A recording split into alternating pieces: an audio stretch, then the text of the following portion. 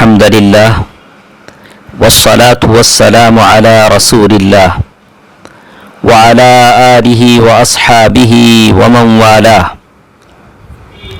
محترم حضرات و خواتین، اللہ تعالیٰ کے فضل و کرم سے سورہ فاتحہ کی تفسیر ہم سن رہے تھے. آج ہمارے ساتھ اس سورت کی آیت نمبر 4 انشاءاللہ ہم پڑھیں گے. اللہ تعالیٰ کا ارشاد ہے، مالک یوم الدین، وہ بدلے کے دن کا مالک ہے. المالک وہ ذات ہے، وہ ہستی ہے جو ملک کی صفت سے متصف ہو، جس کے آثار یہ ہیں کہ وہ ذات حکم دیتی ہے اور روکتی ہے. وہ ذات حکم دیتی ہے اور روکتی ہے، نیکی پر ثواب عطا کرتی ہے اور گناہوں پر سزا دیتی ہے. وہ ذات اپنی ملکیت میں جتنی چیزیں ہیں اس میں ہر قسم کا تصرف کرتی ہے، اور اس کی ملکیت کی اقسام میں سے ایک بدلے کا دن بھی ہے، اور وہ قیامت کا دن ہے، جس دن لوگوں کو ان کے اچھے یا برے کا اعمال کا بدلہ دیا جائے گا. اس لیے اس روز اللہ تعالیٰ کی ملکیت کاملہ اور اس کا عدل اور حکمت مخلوق پر بالکل ظاہر ہو جائے گی، اور یہ بھی واضح ہو جائے گا کہ مخلوق کے اختیارات میں کچھ نہیں ہے، یہاں تک کہ اس دن بادشاہ اور رعایا، غلام اور آزاد سب برابر ہوں گے. اس روز تمام مخلوق اس کی عظمت و عزت کے سامنے سر جھکائے کھڑے ہوں گے. تمام لوگ اس کی جزا و سزا کے فیصلے کے منتظر ہوں گے، اس کے ثواب کے امیدوار اور اس کی سزا سے خائف ہوں گے، ڈرے ہوئے ہوں گے. اسی بنا پر اللہ تعالی نے خاص طور پر اس دن کی ملکیت کا ذکر کیا، مالک یوم الدین، ورنہ قیامت کے دن اور دیگر دنوں کا وہی مالک ہے. قیامت کے دن کا بھی وہی مالک ہے، اور سارے دنوں کا مالک بھی اللہ سبحانہ و تعالی ہے. پھر اللہ تعالیٰ کا ارشاد ہے، ایاک نعبد و ایاک نستعین، ہم تیری ہی عبادت کرتے اور تجھ ہی سے مدد مانگتے ہیں. یعنی تجھ اکیلے ہی کو ہم عبادت اور مدد کے لیے مخصوص کرتے ہیں، کیونکہ نحوی قاعدے کے مطابق معمول کا اپنے عامل سے پہلے آنا حصر کے معنی پیدا کرتا ہے، اور حصر سے مراد صرف مذکور کے لیے حکم کا اثبات اور اس کے سوا کسی اور کے لیے اس حکم کی نفی کرنا ہے. گویا بندہ کہتا ہے، میں اور آپ ہم صرف تیری ہی عبادت کرتے ہیں اور تیرے سوا کسی کی عبادت نہیں کرتے، اور صرف تجھ ہی سے مدد مانگتے ہیں اور تیرے سوا کسی سے مدد کے طلبگار نہیں ہوتے. عبادت کو مدد مانگنے پر مقدم کرنا عام کو خاص پر مقدم کرنے کی قسم میں سے ہے، نیز اللہ تعالیٰ کے حق کو بندے کے حق پر مقدم کرنے کا اہتمام ہے. دوستو عزیزو، عبادت کس کو کہتے ہیں؟ عبادت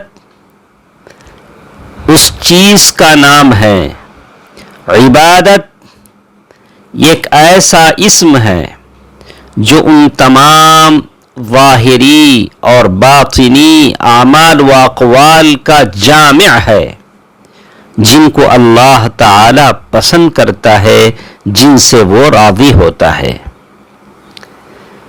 ایک اور لفظ جو اس آیت میں کہا گیا، استعانہ، استعانہ کا مطلب کسی نفع کا حاصل ہونا، جلب منفعت جسے کہتے ہیں، اور کسی نقصان کا ٹل جانا، دفع ضرر. ان دونوں چیزوں کے حصول میں پورے بھروسے کے ساتھ اللہ تعالیٰ پر اعتماد، پورے وثوق کے ساتھ اللہ تعالیٰ پر اعتماد اور بھروسہ کرنا ہے، اور اللہ تعالیٰ کی عبادت کے قیام، منافع کے حصول اور نقصان کے ازالے میں صرف اسی سے مدد کا طلبگار ہونا ابدی سعادت کا وسیلہ اور تمام برائیوں سے نجات کا ذریعہ ہے. بس نجات کا راستہ یہی ہے کہ عبادت بھی صرف ایک اللہ کی جائے اور مدد بھی صرف اسی سے مانگی جائے. اور عبادت اس وقت تک عبادت نہیں جب تک کہ اسے رسول اللہ صلی اللہ علیہ وسلم سے حاصل نہ کیا گیا ہو، اور اس سے مقصود اللہ تعالی کی رضا نہ ہو. ان دو باتوں کے وجود سے عبادت محقق ہوتی ہے. جب یہ دو باتیں پائی جاتی ہیں تو عبادت پائی جاتی ہے، عبادت محقق ہوتی ہے. اللہ تعالی نے استعانت کو عبادت کے بعد ذکر کیا ہے، حالانکہ استعانت عبادت میں داخل ہے. اس کی وجہ یہ ہے کہ بندہ اپنی تمام عبادات میں اللہ تعالی کی مدد کا محتاج ہے. اگر